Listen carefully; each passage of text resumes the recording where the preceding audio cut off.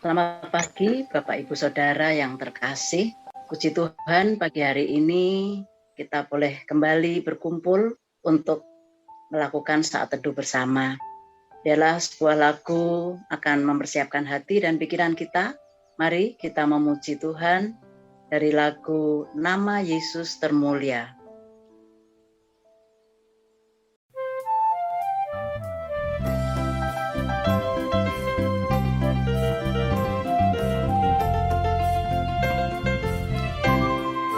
Yesus termulia di atas segala nama, agar di dalam namanya semuanya menyembah. Yang di bumi dan di surga tekun lutut memuliakan. Segala lidah pun berkata, Yesus Kristus itu Tuhan. Terpuji namanya, terpuji namanya. Sembah dan pujilah Raja alam semesta. Surga tekun lutut memuliakan. Segala lidah pun berkata, Yesus Kristus itu Tuhan.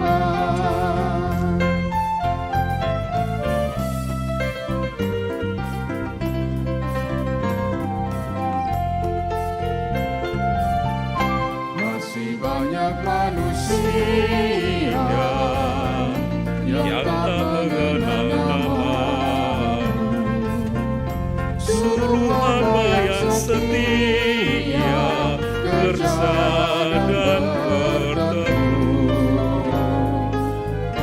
Tuhan, pakailah diriku menyebarkan keselamatan, kata dan perbuatanmu mencerminkan firman Tuhan. Terpuji namanya, terpuji namanya. Ku puji, ku sembah Raja alam semesta. Tuhan, pakailah dirimu menyebarkan keselamatan, kata dan perbuatanmu mencerminkan firman Tuhan.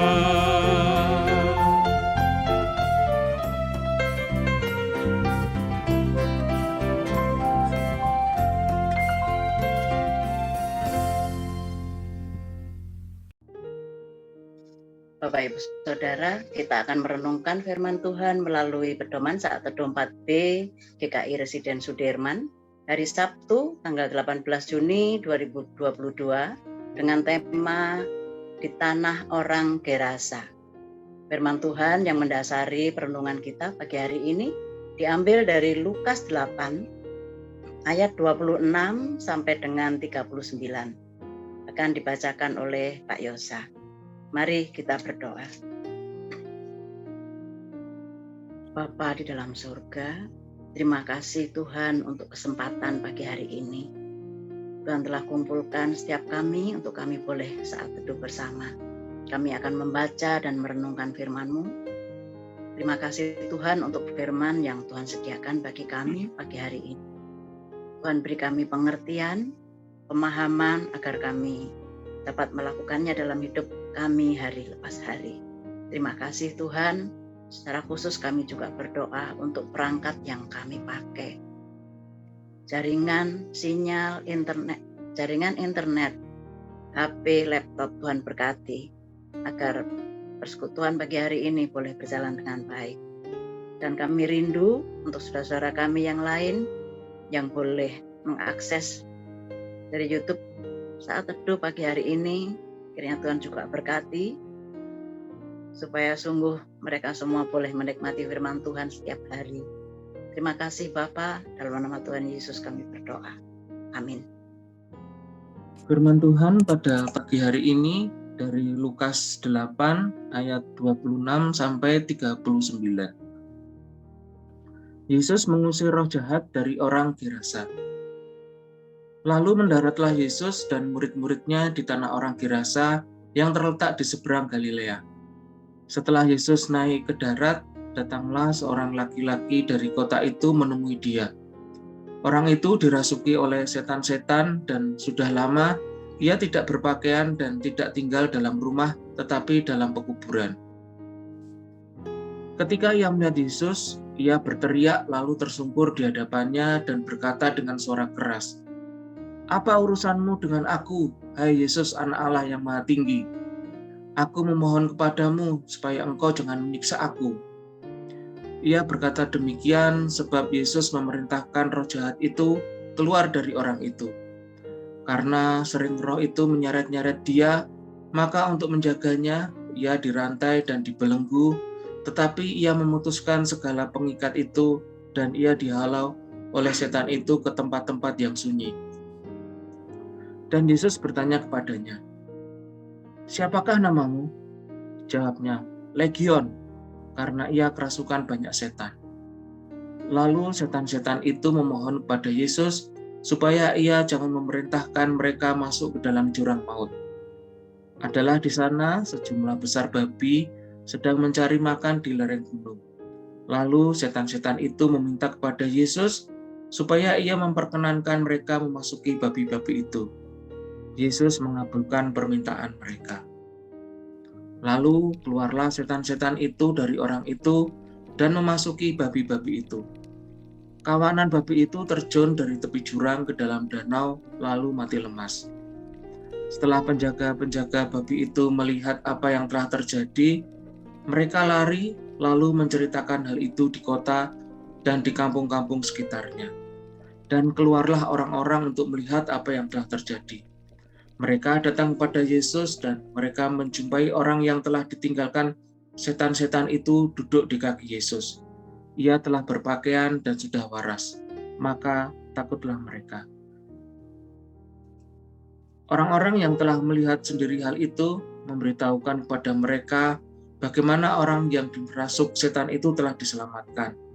Lalu seluruh penduduk daerah Gerasa meminta kepada Yesus supaya ia meninggalkan mereka, sebab mereka sangat ketakutan. Maka naiklah ia ke dalam perahu, lalu berlayar kembali.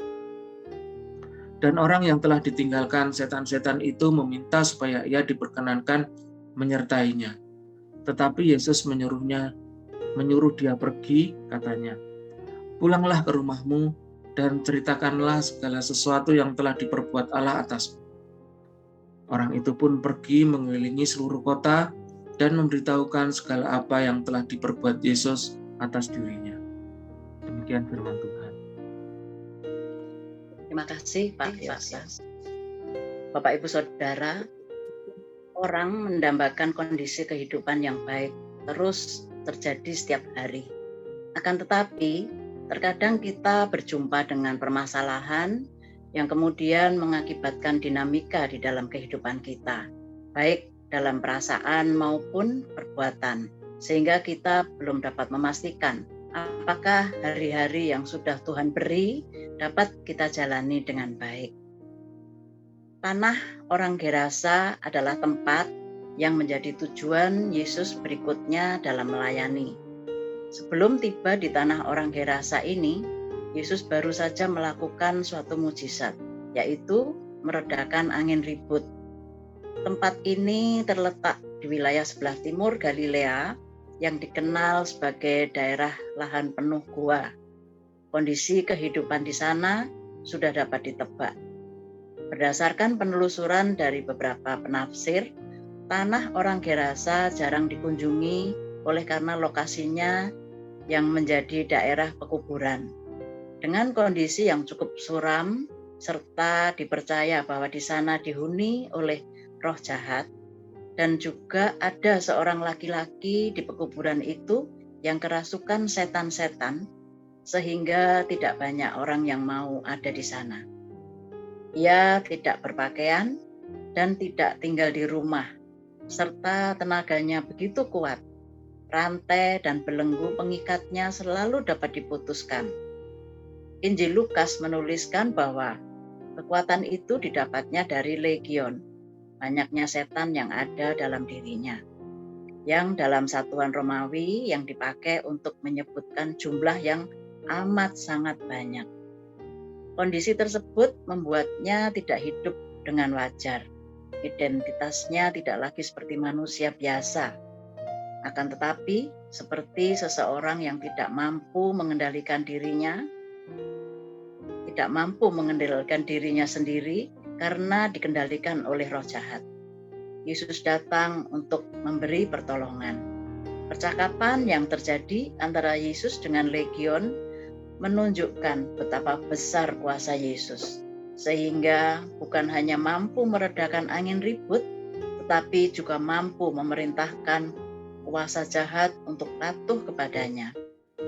Bukan hanya itu saja, roh jahat itu pun dilingkupi rasa takut, memohon agar jangan menyiksanya atas perbuatan yang sudah dilakukannya kepada orang itu, dan memohon kepada Yesus. Peristiwa ini membuktikan bahwa roh jahat benar-benar tunduk di bawah Yesus. Ia memerintahkan setan-setan itu keluar dari dalam diri orang yang kerasukan itu dan memperkenankannya masuk ke dalam kawanan babi, kemudian terjun dan mati lemas. Dari peristiwa tersebut, para penjaga babi menjadi saksi akan kuasa Yesus. Mereka bersaksi dan menceritakan kepada orang banyak. Mereka datang dan juga menyaksikan bahwa orang yang selama ini hidup dalam kondisi tidak wajar telah berpakaian dan sudah waras. Orang-orang itu kemudian juga bersaksi dan menceritakan kepada yang lainnya tentang keselamatan orang yang di tanah Gerasa. Perubahan identitas pun terjadi. Keselamatan bukan hanya terjadi untuk orang yang telah disembuhkan, tetapi juga untuk semua orang di sekitar tanah Gerasa. Mereka telah menjadi saksi tunduknya kuasa jahat di bawah perintah Yesus. Orang itu pun menceritakan perbuatan Allah yang telah terjadi kepada dirinya. Mari kita merenungkan. Di tanah orang Gerasa telah terjadi perubahan identitas. Orang yang tadinya tidak kuasa mengendalikan diri, diubahnya menjadi saksinya. Orang-orang yang melihat peristiwa itu, diubahnya menjadi saksi kebesaran Allah dan bersemangat menjalani kehidupan. Melalui pelayanan Yesus di tanah orang Gerasa, kita dapat merenungkan bahwa kuasa Yesus ada di atas segalanya. Dialah yang berkuasa atas semua hal. Kita bersyukur bahwa kita adalah milik Yesus yang berkuasa atas segala sesuatu, dan Dia mengubah kita sehingga kita tidak hanya menikmati kuasanya, tetapi dimampukan untuk menjadi saksinya di tengah kehidupan kita. Mari kita berdoa.